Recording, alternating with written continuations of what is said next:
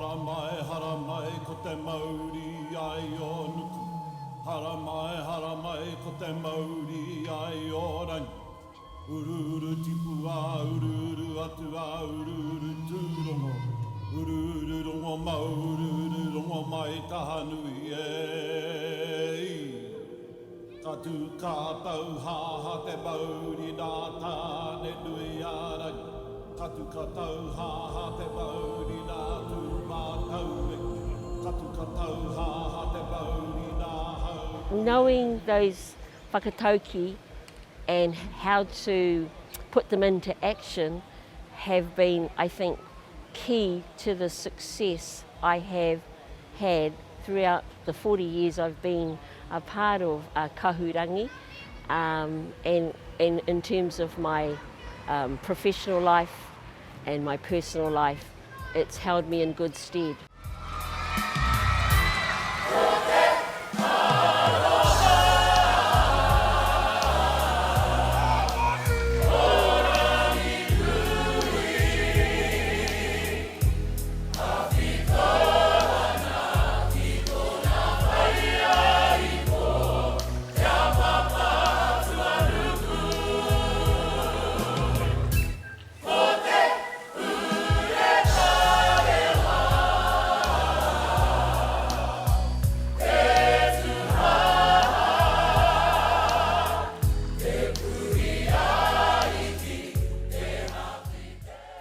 I wanted to do a performing arts school, and there wasn't much support for it.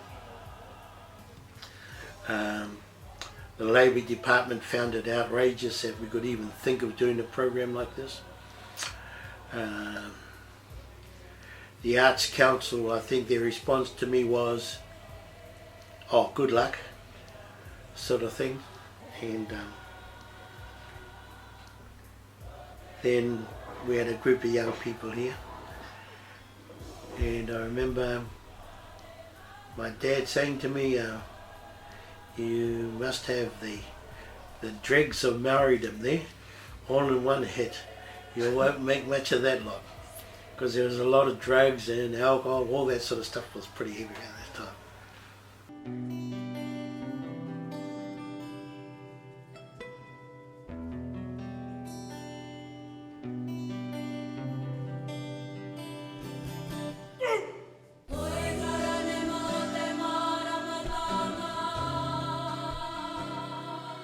So when I joined, I was spoken to by the van driver of that time. Her name was Whaia Tareha, and she was from Waiwhiki as well. Anyway, she said to me one day, you should go and have a look at this group. You should join it. They're a neat group. You'll be really good in there. Go and have a look. And when I walked in the training room, all of these students were doing the ummies with their lavas around their hips, up and down the floor, and I thought, oh hell no, I'm not doing that. Well, a week later and a month later, I was tutoring that. So I have fond memories of my time at Kahurangi. Back in the day when I was only 10 years old, I was having some struggles at primary school in Flaxmere. So my mum made the wise decision to pull me out of school. I was the youngest student at the time. We were at the municipal theatre. That was our awesome training space, and that's where I learned how to do haka, sing, harmonise, hula, Samoan dancing, contemporary dancing, and also Uncle Chubby Renata taught me how to play the guitar. Those were beautiful years. I enjoyed every single bit of it, and now it's growing. It's excelled and everybody's gone overseas. I never travelled overseas. I didn't want to because I was afraid the plane was going to blow up. But my sister, she went overseas and she worked hard. She loved performing. So yeah, now they've passed on. My brother, my sister, the Canon, Auntie Ebel, all of them. That's where we began with all of those ones. The Hamiltons, the Hamutanas, I mean. Old man Timu. Those were where we got we reaped our joys from, we're from them. You know, some of the hardest teachers we had was in Kahurangi. Our Uncle Tama full force, no remorse, up the guts. He had no remorse. He didn't even care if he was his own child. You would walk in late and he would say, hold on, we'll just wait for him. You know, you could do one wrong action and he'd say to you, excuse me, excuse my language, what is that swinging on the ground? Get your legs up. You know, he used to say to our bro, Joel Te Maro, you ain't a Ngāti Porou. Me and my uncle, we would be talking. And you go, hold on, our nephew and uncle got something to say. Let us all in on the conversation. And they were pretty young, you know. You're talking about 16 average age. And then I started training. I started training them. And pretty intense. It was a pretty hard taskmaster, but you know, just a demand for excellence. I remember Kahurangi being one of the pillars and pou for me in my whānau. And the skills, mona pukena, the aroha, the manaki that were shown to me from Tama, even though I was a little hoha, karewe rono lau, tino kahi te kōrero i nā wākato, tino flat as, oh weck, couldn't even sing or anything, had missing teeth, had a blinking acro everywhere. But you know, but they taught me how to stand proud. Ki te tūpakari, ki nā waiata, I roni te ātamira, kei waina nui a tātou te whānau, and karakia, and hāhi, and manakitana. I have a beautiful fond memories of Kahurangi.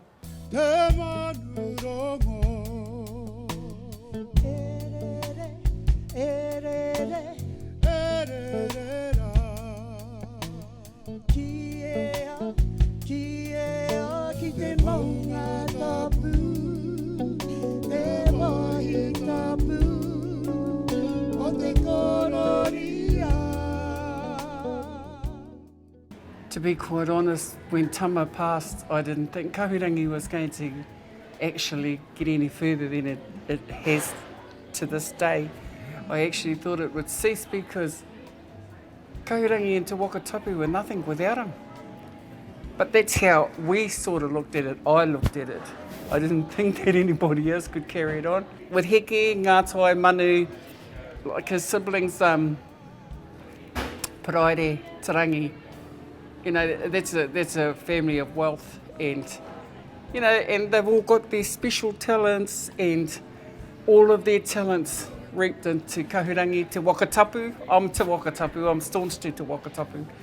It was our first module, and yeah, so it's got all of their attributes in the performing arts school, the whole lot of them, and the canon was the joy of it. He came out on the roads with us when he could. If he knew the canon, he'd always have a bucket of water. Before we left his house, he'd chuck the bucket of water over us and told us we needed blessing. 40 years of Kahurangi, man. As a baby, I was one of the fortunate ones to be able to grow up from being born into the industry through my mum. So I'll be turning 40 next year. But one of the earliest memories was that I always get told about is about Whaia Tareha. She was my on-the-road mama. She was the van driver, and she was my babysitter. So I was really fortunate to grow up into the industry from being born into it, and then actually becoming a member of the Kahurangi New Zealand Māori Dance Theatre later in life when I got a little bit older. So 40 years to me means a lot, especially with my mum not being here. So me, as you know, as her, she was my tuara, and now I'm my children's tuara. So that's kind of like a legacy for me, to be able to attend the 40th this year. You know, at 10 years old to, you know, grow in confidence at that time, led me to perform on the road. I performed at schools all around Aotearoa. I think a highlight for me was when I got to perform at the Hyatt in Rotorua, and I was the young lass, because I probably was the skinniest and the lightest at the time, that got swooped up by strong Māori men in the famous song called Te Kore. So that brings back a lot of precious memories.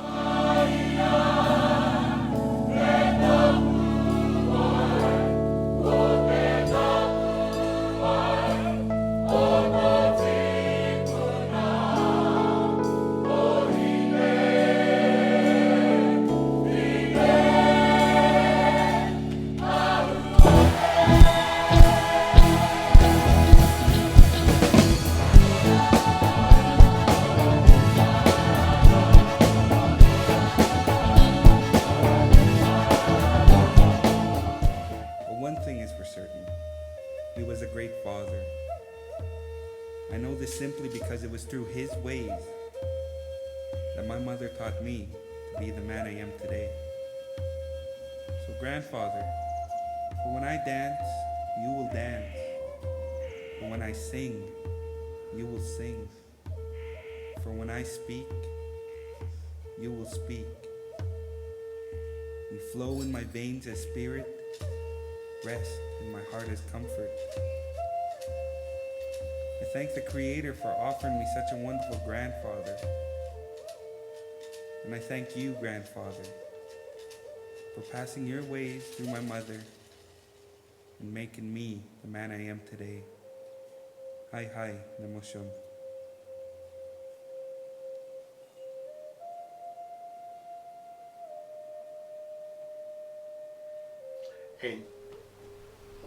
And over that period of time, see, in 1985, we sent our first group into Canada.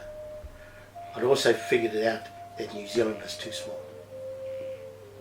To do business, it was too small.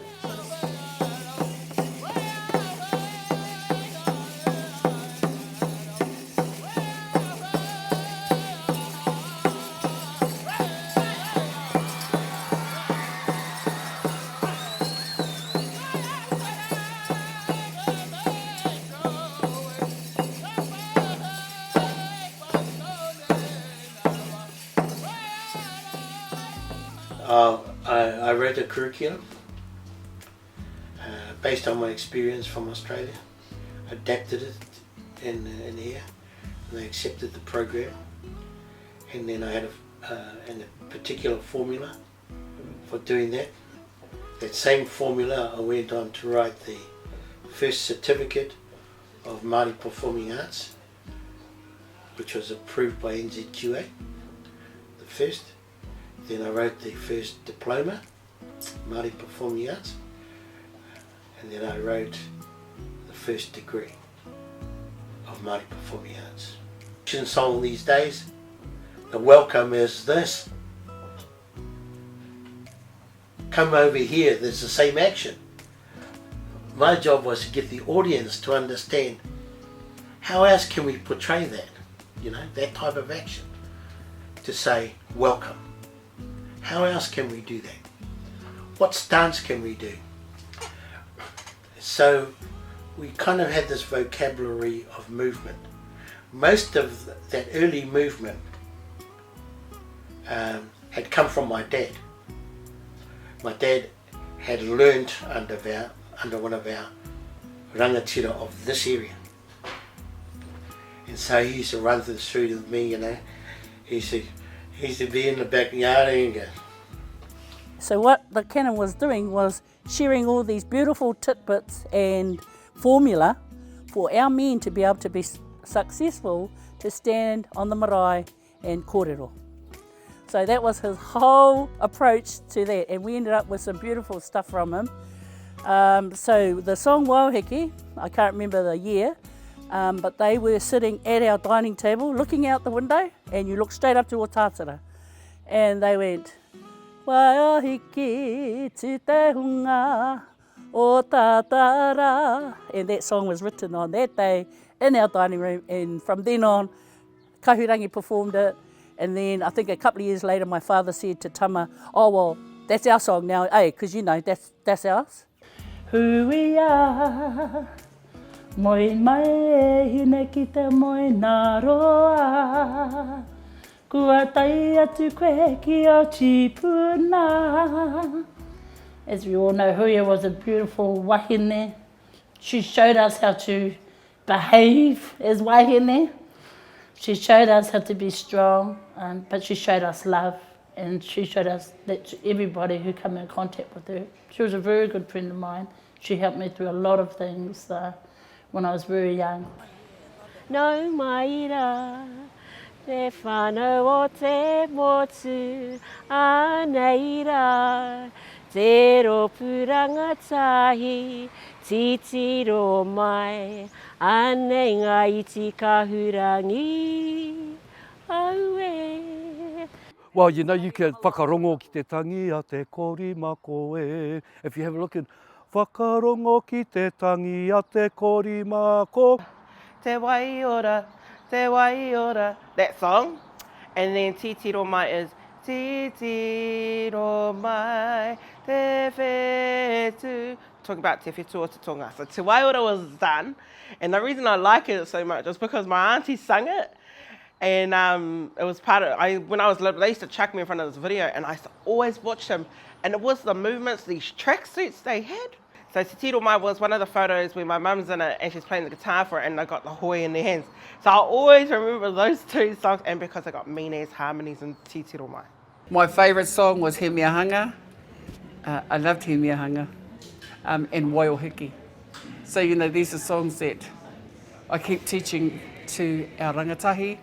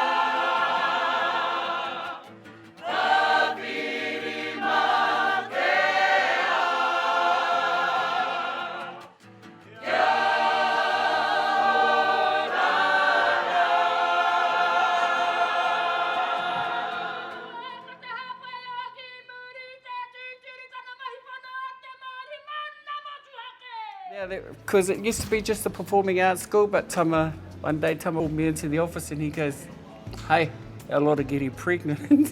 So that's how the kohanga started. We needed to get the kohanga up and running, and now the school, so it's growing, and it's still growing to this day.